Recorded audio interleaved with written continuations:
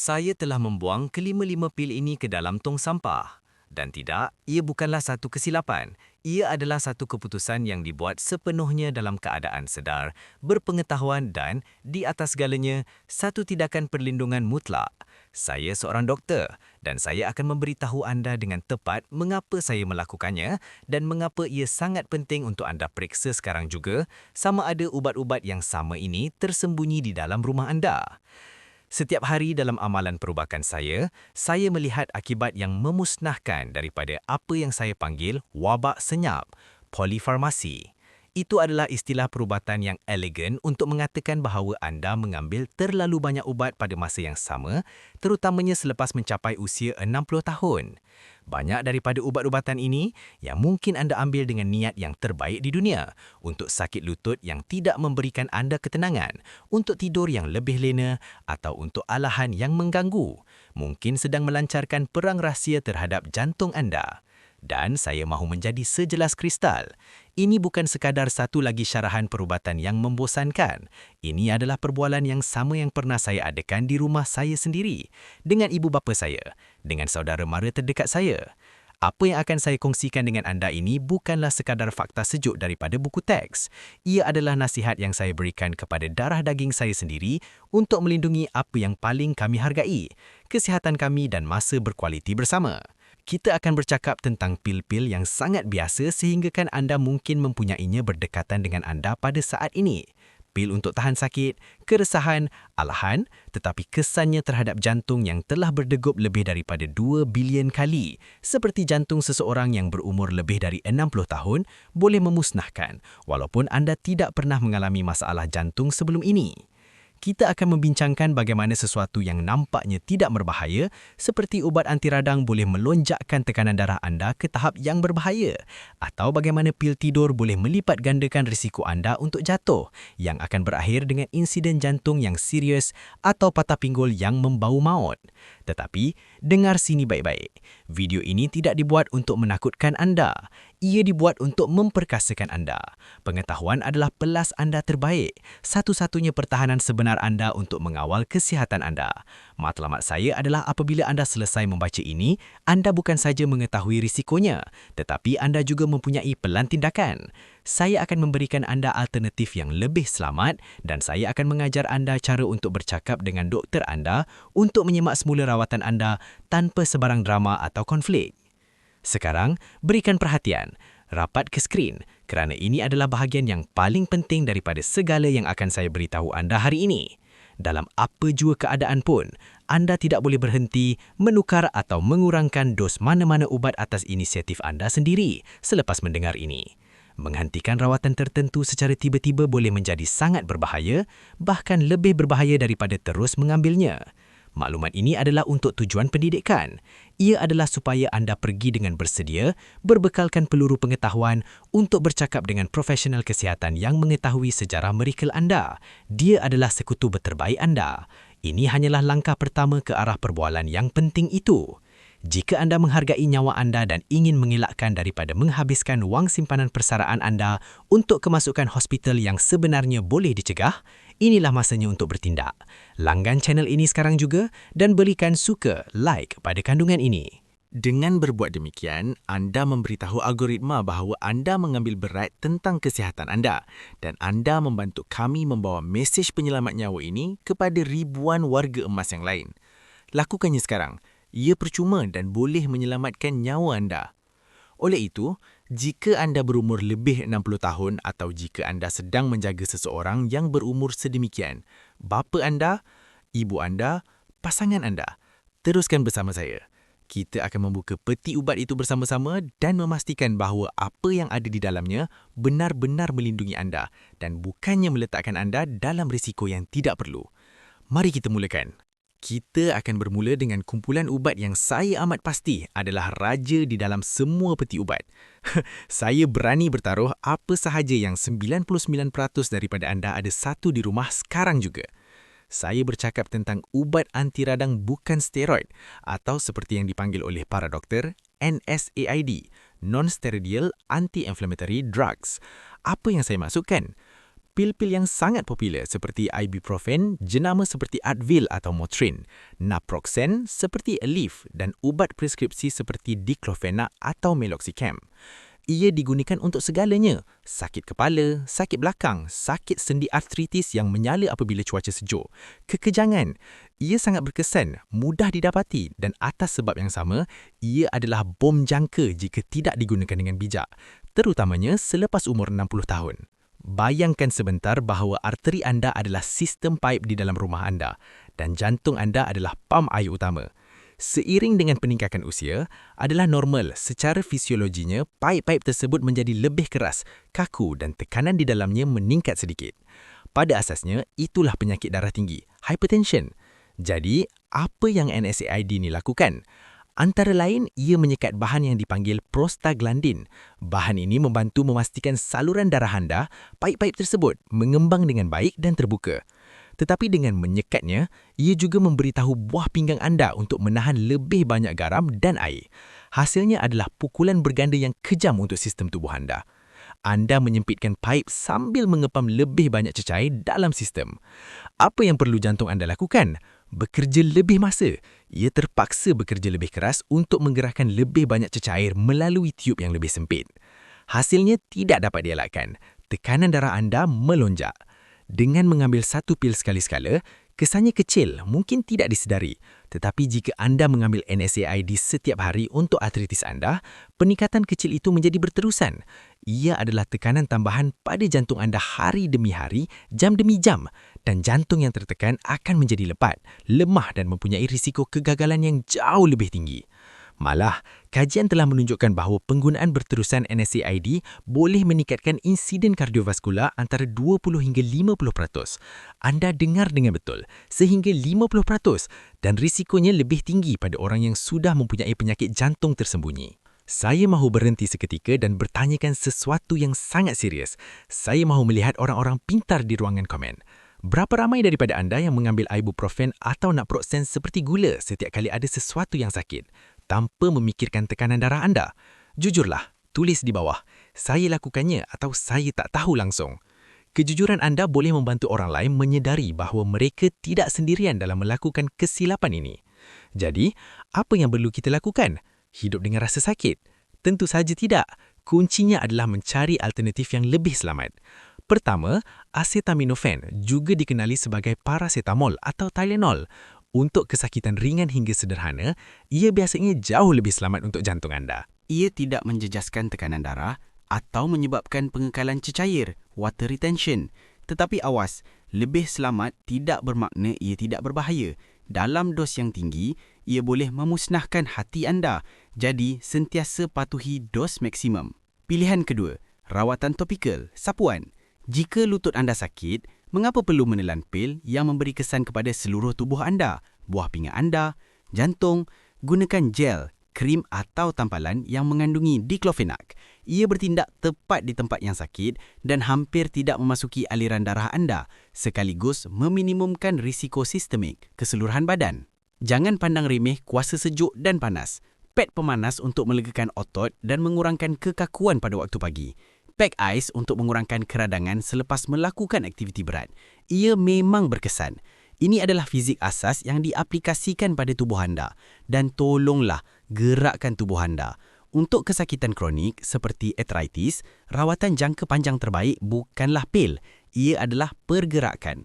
Fizioterapi, tai chi, yoga ringan, berenang, semua ini menguatkan otot-otot yang menyokong sendi anda, memperbaiki kelenturan dan mengurangkan kesakitan dalam jangka masa yang jauh lebih panjang, serta tanpa kesan sampingan yang membawa maut.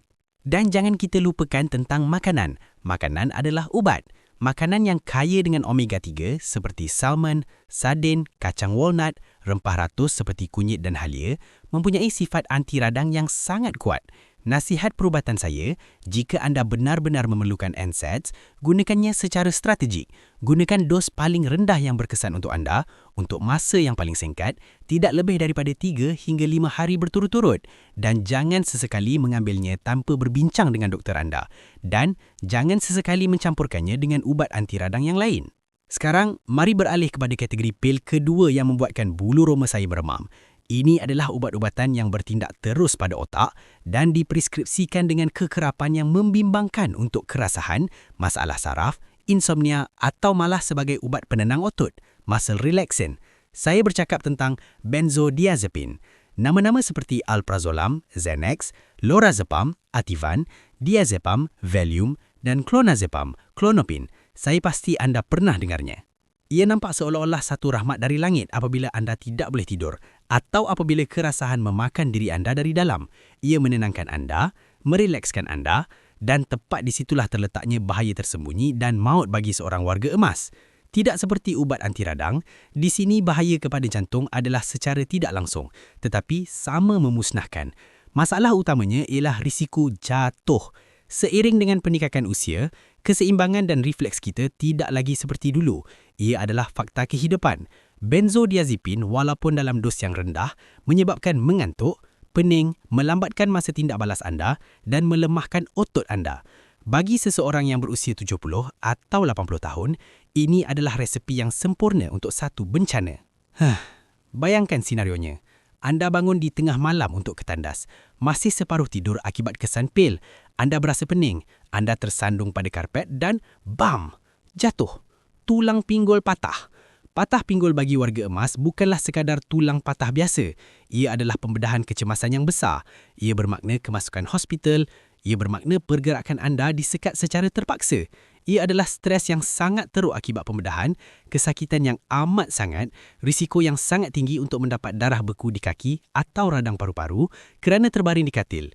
Semua ini adalah beban yang sangat berat untuk jantung. Selalunya, sarangan jantung tidak berlaku di rumah. Berlaku di katil hospital sebagai akibat langsung daripada jatuh yang berpunca daripada pil tidur yang tidak berbahaya itu. Dan seolah-olah itu belum cukup untuk dibimbangkan, penggunaan benzodiazepin secara kronik dalam kalangan warga emas dikaitkan dengan peningkatan risiko kemerosotan kognitif dan demensia. Ia menjejaskan daya ingatan, daya tumpuan dan kejelasan minda. Penyelidikan yang serius menunjukkan bahawa penggunaan jangka panjang boleh meningkatkan risiko demensia sehingga 50%. Adakah ia berbaloi dengan risikonya? Keresahan dan insomnia adalah masalah yang benar-benar wujud, saya tahu, dan ia perlu dirawat. Tetapi benzodiazepin sepatutnya menjadi pilihan terakhir bagi warga emas dan sentiasa digunakan untuk masa yang sangat singkat. Terdapat alat yang sangat berkesan yang tidak melibatkan penggunaan obat pada otak anda. Terapi tingkah laku kognitif untuk insomnia, CBTI, adalah alat paling berkuasa yang wujud. Daripada mematikan otak secara kimia, ia mengajar anda untuk mendidik semula tabiat tidur anda. Ia berfungsi lebih baik untuk jangka masa panjang berbanding mana-mana pil. Penjagaan kebersihan tidur adalah kunci. Cipta tempat perlindungan untuk tidur, bilik yang gelap, sejuk dan sunyi. Tiada skrin, TV, telefon sejam sebelum tidur. Elakkan kafein dan alkohol pada sebelah petang. Teknik relaksasi, meditasi, pernafasan dalam, ia sangat luar biasa berkesan dengan hanya 10 atau 15 minit sehari. Perbezaannya sangat ketara. Dan senaman, berjalan kaki selama 30 minit pada waktu pagi dengan cahaya matahari membantu mengawal selia jam biologi anda dan akan membuatkan anda tidur lena seperti bayi pada waktu malam. Jika anda sedang mengambil salah satu daripada pil ini, nasihat saya yang paling segera, berbincanglah dengan doktor anda tentang merangka pelan penarikan atau penghentian yang sangat perlahan. Jangan sesekali berhenti secara tiba-tiba kerana kesan penarikan atau withdrawal boleh menjadi berbahaya. Tetapi mulakan perbualan itu pada hari ini. Bayangkan masa depan anda. Bayangkan anda mencapai usia 85 tahun dengan minda yang jelas, tidak bergantung pada tongkat kerana patah tulang yang sepatutnya boleh dielakkan dengan jantung yang kuat yang tidak dipaksa berfungsi secara kimia. Masa depan itu adalah realistik dan ia bermula dengan menyingkirkan risiko yang tidak perlu dari peti obat anda. Tetapi tunggu, kerana apa yang akan saya kongsikan selepas ini akan lebih mengejutkan anda. Terdapat pil yang dipreskripsikan untuk kesakitan atau kemurungan yang mengganggu sistem elektrik jantung anda, menyebabkan orkestra degupan jantung anda menjadi tidak seirama. Dan kita juga akan bercakap tentang pil allergen yang anda beli tanpa preskripsi yang sebenarnya sedang mengeringkan otak anda dan mempercepatkan nadi anda. Jangan ke mana-mana kerana maklumat seterusnya adalah sangat penting untuk memastikan jantung anda berdegup mengikut rentak yang betul. Berhenti di situ. Sebelum kita meneruskan, saya perlukan anda untuk menarik nafas dalam-dalam dan bersedia kerana apa yang akan kita bongkarkan sekarang mungkin merupakan perkara paling berbahaya yang anda simpan dalam laci obat anda. Pil ketiga tergolong dalam keluarga obat yang lebih lama daripada televisyen berwarna itu sendiri, tetapi secara tidak terbayang masih dipreskripsikan dengan kekerapan yang membimbangkan untuk perkara lain seperti kesakitan kronik atau migrain. Saya merujuk kepada antidepresan tricyclic. Yang terkenal dalam keluarga ini adalah amitriptyline. Mungkin namanya kedengaran biasa, bukan? Ia sangat banyak dipreskripsikan untuk kesakitan neuropatik, kesakitan membakar dan menusuk yang lazim dalam penyakit kencing manis, diabetes atau untuk mencegah sakit kepala yang sangat teruk. Dan walaupun ia berkesan untuk kesakitan, profil keselamatannya untuk jantung orang tua adalah sejujurnya menakutkan.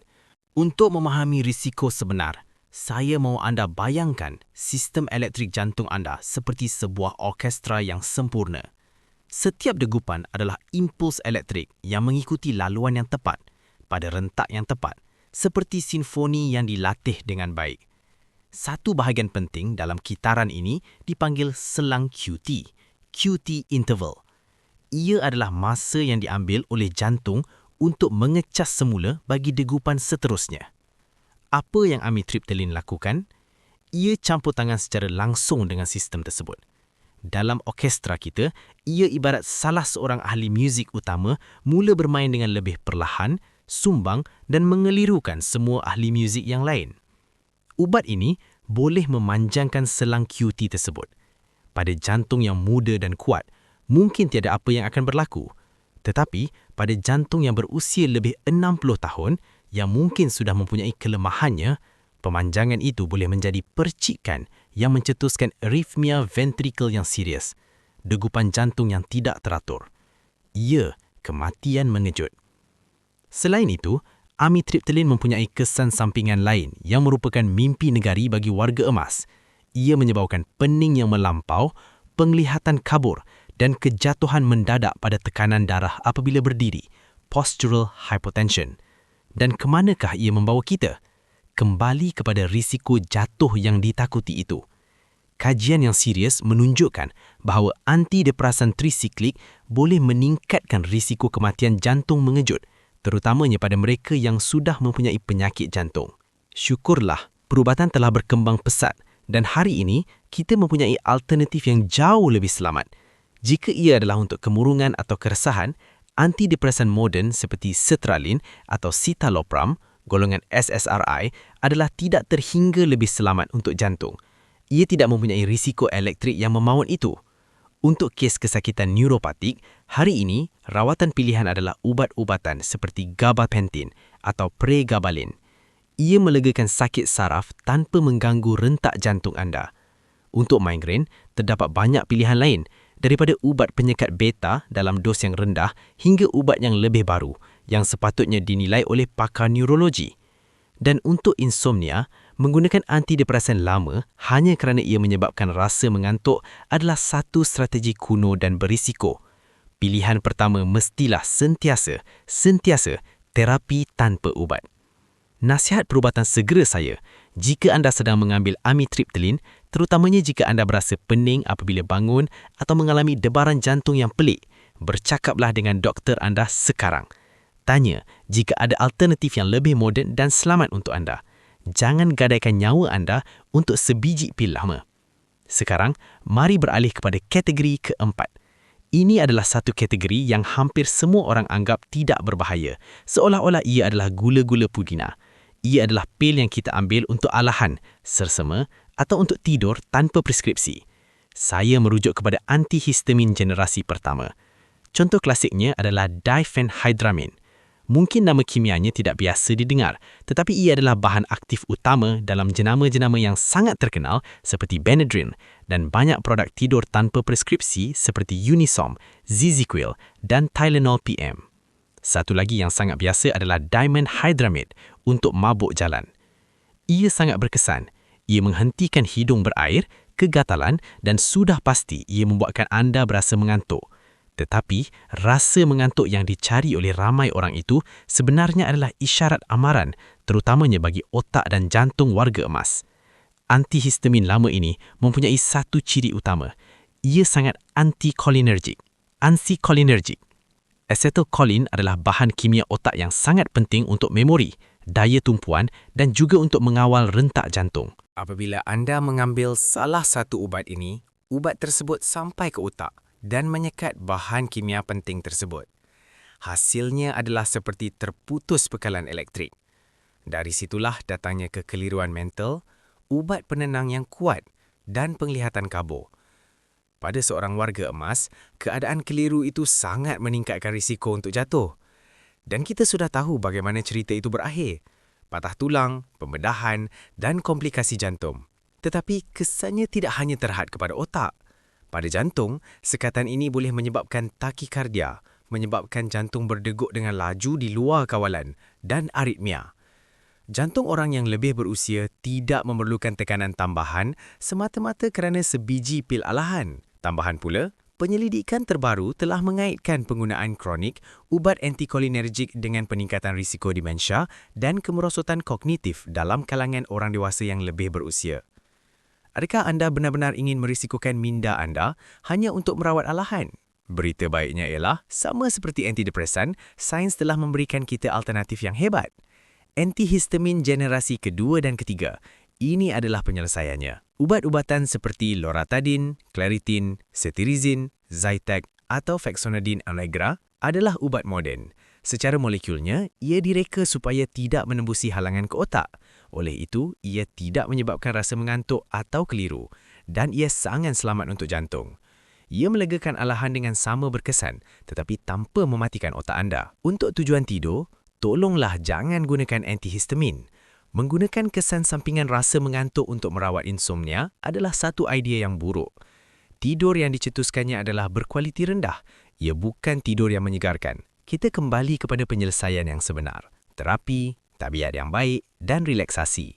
Untuk mabuk jalan, selain dimenhydrinate, terdapat pilihan lain seperti tampalan skopolamin dengan berhati-hati atau remedi semula jadi seperti gelang acupressure wristbands atau halia. Nasihat saya, peraturannya jelas, sentiasa baca bahan aktif. Cari diphenhydramin atau doxylamine pada kotak ubat selsema atau ubat tidur dan elakkannya seperti wabak penyakit.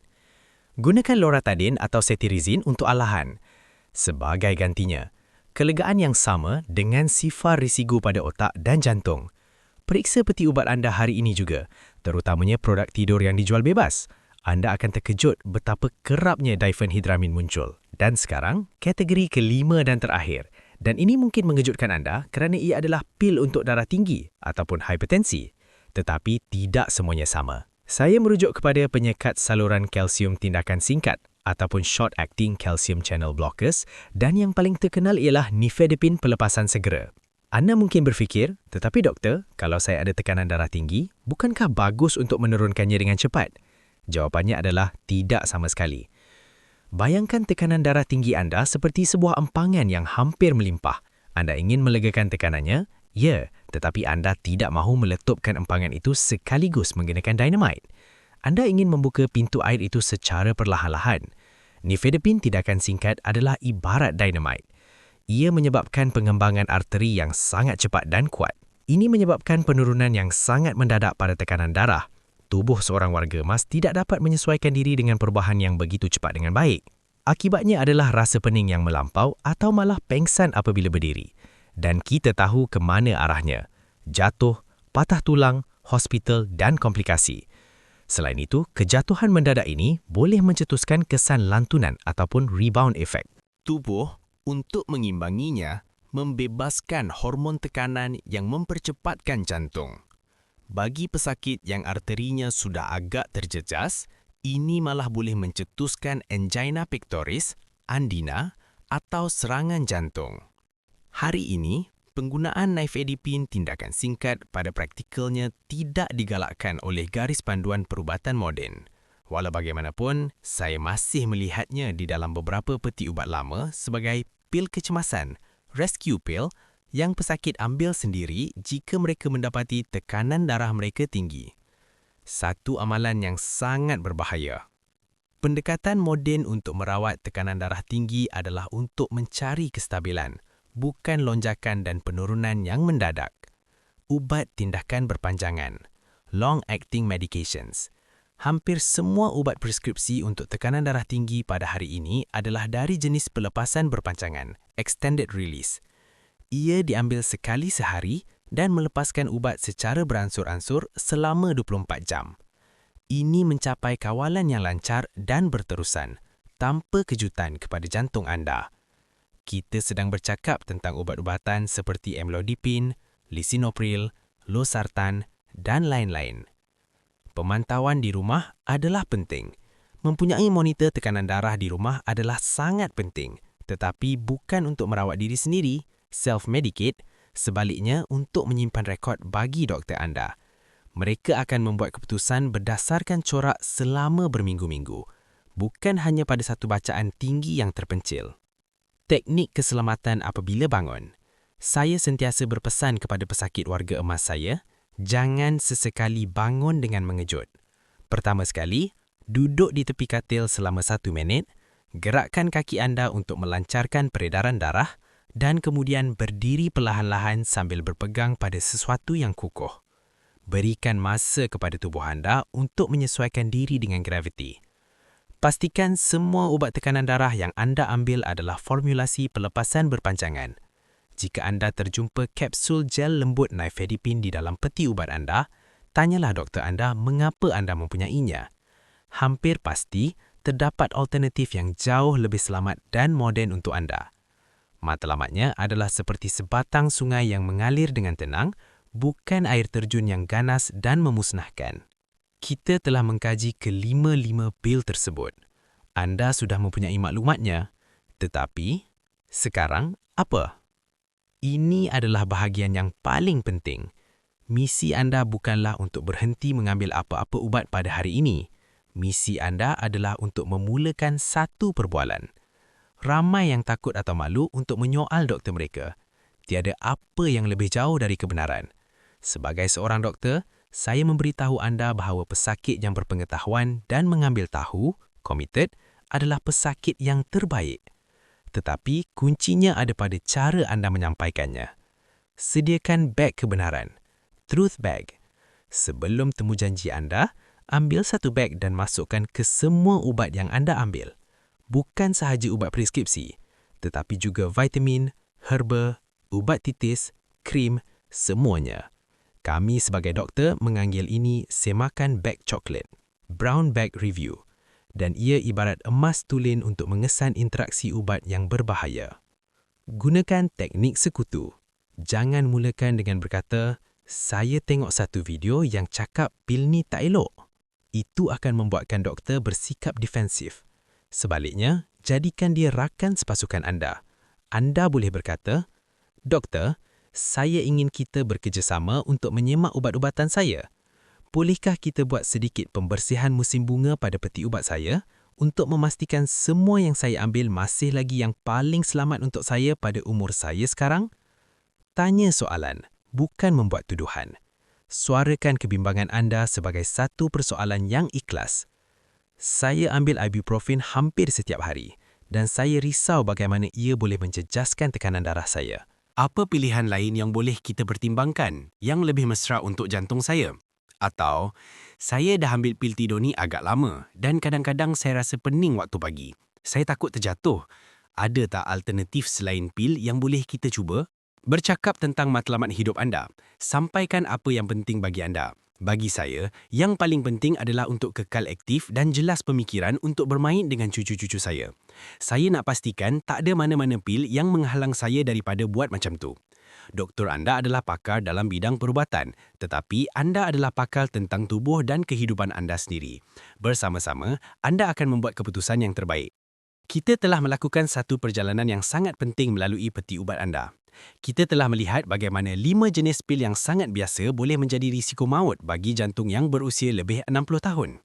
Niat saya ulangi, bukan untuk menakutkan anda, tetapi untuk memberi anda cahaya penjelasan, cahaya pengetahuan. Mesej yang paling penting ialah anda mempunyai kuasa untuk melindungi diri anda. Bersikap proaktif dengan kesihatan anda adalah tindakan mencintai diri sendiri yang paling besar. Sekarang, saya meminta satu perkara yang sangat penting daripada anda. Jika anda mendapati video ini berguna, jangan simpan maklumat ini untuk diri sendiri. Kongsikannya. Fikirkan tentang seseorang pada saat ini. Ibu anda, abang anda, jiran anda. Ambil pautan video ini dan hantarkan kepada mereka. Satu tindakan mudah ini boleh memulakan satu perbualan yang, tanpa keterlaluan, boleh menyelamatkan nyawa mereka atau meningkatkan kualiti hidup yang sedang mereka jalani. Dan jika anda ingin terus mempelajari cara untuk menjaga jantung anda dengan cara yang jelas dan mudah difahami, langgan saluran ini dan aktifkan notifikasi. Tinggalkan komen untuk saya. Beritahu saya apa pendapat anda atau apa yang anda mahu saya bincangkan. Saya membaca kesemuanya. Terima kasih atas masa anda. Sekarang, ambil pengetahuan ini dan gunakannya. Jagalah jantung anda. Ia adalah satu-satunya jantung yang anda ada. Jumpa lagi. Tetapi, tunggu. Jangan pergi lagi, kerana ada satu kepingan terakhir dalam teka-teki ini yang benar-benar kritikal dan sangat sedikit doktor yang meluangkan masa untuk menerangkannya kepada anda dengan mendalam seperti yang anda berhak terima. Kita telah bercakap tentang pil-pil yang perlu anda awasi, yang perlu anda persoalkan dan alternatif yang selamat. Tetapi, bagaimana pula dengan apa yang sudah ada di dalam tubuh anda? Bagaimana pula dengan kesan kumulatif daripada pengambilan ubat selama bertahun-tahun yang mungkin anda tidak tahu memberi kesan kepada anda? Saya ingin bercakap dengan anda tentang sesuatu yang kami panggil latar preskripsi. Ini adalah satu fenomena yang sangat biasa dan sangat berbahaya dalam perubatan geriatrik atau perubatan warga emas, sehinggakan ia patut mempunyai tanda amarannya sendiri di setiap klinik. Ia berfungsi begini. Anda mengambil ubat untuk katakanlah artritis, NSAID seperti ibuprofen yang kita bincangkan tadi. Ubat tersebut menaikkan sedikit tekanan darah anda pergi berjumpa doktor, beliau mengambil tekanan darah anda dan mendapatinya tinggi. Dan apa yang beliau lakukan? Beliau mempreskripsikan ubat untuk tekanan darah tinggi. Sekarang, anda mengambil 2 jenis pil. Tetapi, pil tekanan darah itu menyebabkan buku ali anda bengkak. Kesan sampingan biasa bagi setengah penyekat saluran kalsium atau calcium channel blockers. Anda kembali berjumpa doktor dan beliau melihat buku ali anda yang bengkak dan BAM! Beliau mempreskripsikan ubat diuretik, ubat buang air. Sekarang, anda mengambil 3 jenis pil. Ubat diuretik membuatkan anda kerap kencing dan anda kehilangan kalium yang menyebabkan anda berasa letih atau mengalami kekancangan, cramps. Anda kembali berjumpa doktor dan teka apa? Beliau mempreskripsikan suplemen kalium atau menukarkan anda kepada ubat lain. Nampak coraknya? Anda telah berubah daripada sekadar mengalami sakit lutut kepada mengambil 4 ubat yang berbeza. Setiap satunya merawat kesan sampingan ubat yang sebelumnya dan tidak satu pun yang menyelesaikan punca masalah. Ini kerja gila dan ia adalah kerja gila yang meletakkan beban toksik yang sangat berat pada hati, liver dan buah pinggang anda. Organ-organ yang pada usia 60, 70 atau 80 tahun tidak lagi memproses bahan kimia secekap orang muda berusia 20. Oleh itu, apabila saya suruh anda buat semakan beg coklat itu dengan doktor anda, ia bukan sahaja untuk menukar satu pil dengan pil yang lain. Ia adalah untuk memutuskan latar tersebut. Ia adalah untuk bertanya, "Doktor, adakah saya benar-benar perlukan pil darah tinggi ini? Atau tekanan darah saya naik sebab saya ambil terlalu banyak ibuprofen? Jika saya kawal sakit saya dengan cara lain, boleh tak saya berhenti ambil pil darah tinggi?" Itu adalah soalan sejuta ringgit. Itu adalah soalan yang memulangkan kuasa kepada anda. Dan saya ingin memberikan anda satu lagi alat, satu strategi emas yang kami panggil nyah preskripsi. Ya, ada satu istilah perubatan untuk berhenti mempreskripsi. Nyah preskripsi adalah proses yang dirancang dan dipantau bagi mengurangkan atau menghentikan ubat-ubatan yang mungkin tidak lagi diperlukan atau yang mendatangkan lebih banyak keburukan daripada kebaikan kepada anda. Ia bukanlah bermaksud mengabaikan rawatan. Ia bermaksud mengoptimamkan, mempertingkatkan kehidupan anda. Bayangkan tubuh anda seperti sebuah rumah. Selama tahun, anda telah mengumpul perabot. Ada yang berguna seperti katil yang bagus, ubat-ubatan penting anda untuk jantung atau diabetes. Tetapi yang lain sudah usang, rosak atau sekadar menghalang laluan di lorong dan membuatkan anda tersandung, seperti pil tidur yang anda ambil sejak 10 tahun lalu sebagai langkah berjaga-jaga. Nyah preskripsi adalah ibarat melakukan pembersihan musim panas. Ia adalah proses membuang perabot lama supaya anda boleh berjalan bebas di dalam rumah anda sendiri. Bagaimana anda boleh memulakan proses ini? Berikut adalah satu panduan praktikal. Kali seterusnya anda berjumpa doktor anda, beritahu beliau, "Doktor, saya ada baca tentang nyah preskripsi dan saya ingin tahu sama ada antara ubat-ubatan saya yang boleh dikurangkan atau dihentikan sekarang memandangkan gaya hidup saya dah berubah atau sebab saya semakin berusia." Ia adalah soalan yang sangat berkuasa dan penuh hormat. Ia membuka ruang untuk doktor berfikir, betul juga, saya bagi ubat ni 5 tahun lepas dan mungkin dia dah tak perlukannya lagi. Sekarang, mari kita bercakap tentang seorang sekutu senyap yang sering kita lupakan. Ahli farmasi. Kadang-kadang, doktor terlalu sibuk atau terlalu fokus pada diagnosis. Tetapi ahli farmasi adalah pakar dalam bidang kimia. Mereka tahu lebih banyak tentang interaksi ubat-ubatan berbanding orang lain. Jika anda ada kemusykilan dan temu janji doktor anda masih lambat, pergi ke farmasi yang anda percayai. Minta untuk bercakap dengan ahli farmasi ketika keadaan tidak sibuk. Bawa senarai anda. Tanya kepada mereka, ada apa-apa tak di sini yang tak patut dicampur? Ada apa-apa tak yang saya patut ambil dengan makanan atau tanpa makanan supaya perut saya tak sakit? Satu nasihat yang sangat penting mengenai suplemen. Ramai warga emas mengambil herba, vitamin dan remedi semula jadi dengan anggapan kalau ia semula jadi, ia tidak membahayakan. Kesilapan besar. Ginkgo biloba adalah sangat bagus untuk memori, tetapi ia mencairkan darah. Jika anda mengambilnya bersama aspirin atau warfarin, anda mungkin akan mengalami pendarahan dalaman yang teruk. Jus limau gedang mengganggu cara hati anda memproses statin untuk kolesterol dan banyak ubat darah tinggi, menyebabkan ia terkumpul di dalam darah anda sehingga ke tahap yang bertoksik.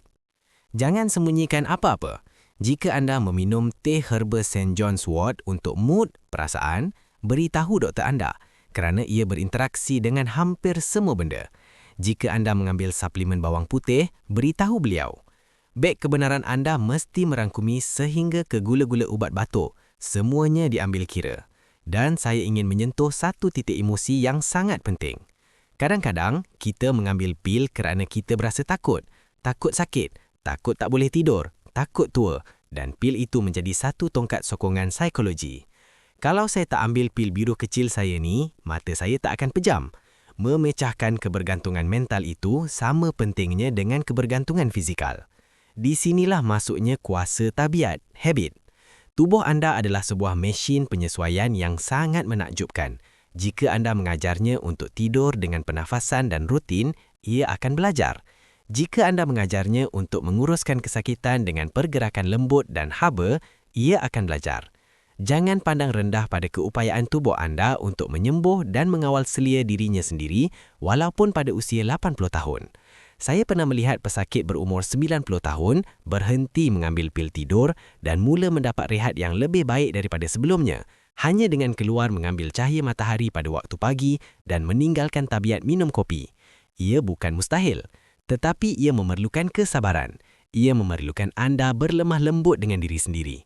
Jangan hukum diri sendiri jika anda memerlukan ubat. Perubatan adalah satu rahmat jika digunakan dengan betul. Matlamatnya bukanlah untuk menjadi seorang wira, martir dan menderita tanpa sebarang bantuan.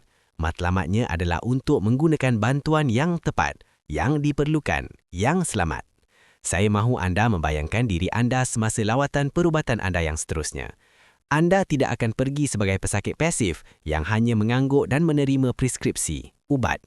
Anda akan pergi sebagai CEO kepada kesihatan anda sendiri.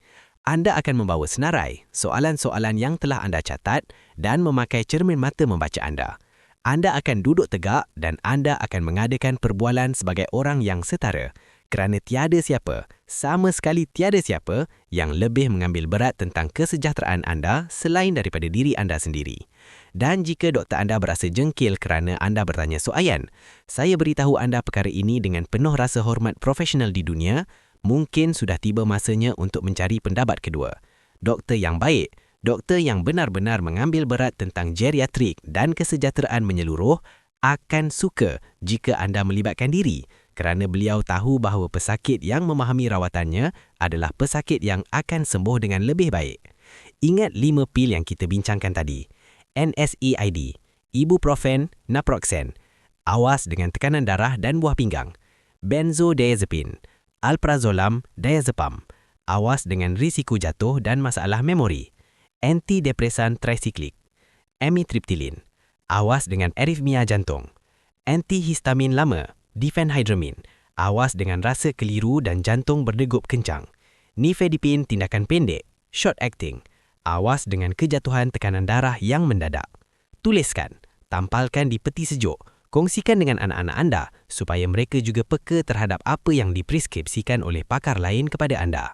Kadang-kadang, pakar kardiologi, jantung, tidak tahu apa yang diberikan oleh pakar bedah ortopedik kepada anda dan pakar urologi tidak tahu apa yang diberikan oleh pakar psikiatri kepada anda. Anda adalah satu-satunya orang yang melihat gambaran keseluruhannya. Anda adalah penjaga kepada sejarah perubatan anda sendiri. Dan satu perkara terakhir tentang teknologi.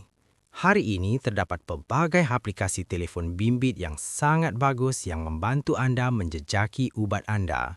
Aplikasi yang mengingatkan anda masa untuk makan ubat, yang membolehkan anda mencatat gejala-gejala anda, tekanan darah anda. Jika anda mesra teknologi, gunakannya. Jika tidak, sebuah buku nota dan sebatang pen tetap merupakan alat yang paling berkuasa di dunia. Catat, hari ini saya ambil pil baru dan saya rasa pening sikit pukul 10 pagi. Data tersebut, butiran kecil tersebut adalah ibarat emas bagi doktor anda. Kesihatan bukanlah satu destinasi, ia adalah satu perjalanan harian. Dan dalam perjalanan ini, saya ingin anda tahu bahawa anda tidak bersendirian. Terdapat sebuah komuniti besar warga emas yang sedang sedar, yang sedang mengambil alih tampuk kawalan, yang sedang berkata, saya mahu menghabiskan tahun-tahun keemasan saya dengan kualiti, bukannya sekadar mamai duduk atas kerusi. Anda adalah sebahagian daripada revolusi senyap itu. Oleh itu, lakukanlah pembersihan tersebut. Periksa peti ubat itu. Lakukan perbualan yang berani itu. Dan di atas segalanya, percayalah pada naluri anda. Jika ada sesuatu yang tidak kena pada tubuh anda selepas mengambil sebiji pil, kemungkinan besar memang ada sesuatu yang tidak kena. Tubuh anda bijaksana. Dengarlah ia. Terima kasih kerana membenarkan saya masuk ke rumah anda dan berkongsi perkara ini dengan anda. Ia merupakan satu penghormatan. Jika mesej ini menyentuh hati anda, jika anda berasa ia menyalakan satu cahaya dalam minda anda, tolonglah berikan suka atau like dan kongsikannya. Mari pastikan mesej ini sampai ke setiap pelosok di mana terdapatnya datuk, nenek, bapa atau ibu yang berhak untuk hidup dengan lebih baik. Saya adalah doktor anda, sekutu anda dalam perjalanan ini. Jaga diri baik-baik, jaga jantung anda, dan ingat, ubat terbaik selalunya adalah ilmu pengetahuan yang dipraktikkan dengan penuh kasih sayang. Jumpa anda di video yang seterusnya dengan lebih kuat dan lebih bijak dari sebelumnya. Jumpa lagi!